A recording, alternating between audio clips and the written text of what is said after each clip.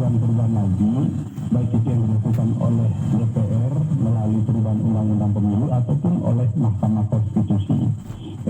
Kalau sudah dilakukan pemisahan seperti ini, saya berharap sekali Komisi 2 DPR RI segera melakukan perubahan undang-undang pemilu terkait dengan pemisahan ini supaya terkait dengan dampak-dampak dari putusan MK ini bisa teratasi dengan baik.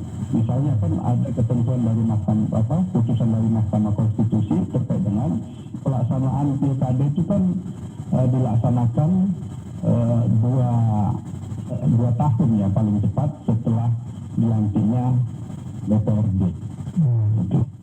Ini kan menjadi dampak yang harus segera diatasi karena bagaimanapun juga ini kan imbasnya masa jabatan DPRD itu juga kan ini berakhir rata-rata itu di bulan Agustus tahun 2029. Jadi bagaimana Komisi 2 mengatur terkait dengan pelaksanaan dari pemilu di tingkat pusat dan pemilu di tingkat daerah ini bisa disesuaikan di dalam undang-undang pemilu kita, termasuk juga bagaimana terkait dengan undang-undang pemilu yang berpotensi lagi digugat oleh masyarakat kita ataupun oleh pihak-pihak yang tidak puas dengan undang-undang kita sekarang ini. Jadi itu sekaligus dibahas harusnya. Makanya saya berharap sekali Komisi 2 DPR RI mengundang pihak-pihak yang memberikan perhatian khusus terkait dengan sistem kepemiluan kita supaya bisa didengarkan masukan-masukannya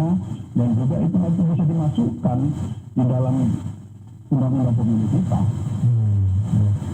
Pemilu dengan salah satu alasan yang mengatakan bahwasanya masyarakat itu tidak terlalu bingung lurus gitu ya, karena saking banyaknya yang harus dipilih, jadi mereka juga tidak lebih peduli lagi nanti dengan apa yang mereka pilih. Low battery, please charge. Saya kira begini ya, ini makanya kita perlu ada pemikiran yang serius terkait dengan pemilihan kita. Ini kan baru dilakukan di tahun 2024 yang lalu, pemilu serentak. Jadi ternyata para anggota dewan kita tidak memiliki pemikiran yang jelas terkait dengan pemilihan kita, dan ini terbukti bahwa mereka asal-asalan membuat undang-undang kita sehingga sangat rentan Low battery, please charge. Mahkamah Konstitusi ataupun mereka sendiri yang berubah di DPR RI gitu.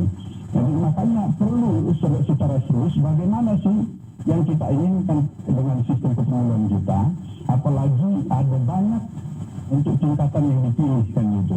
Ada 7 kertas suara secara menyeluruh yang harus dipilih kalau itu dilakukan secara serentak semua.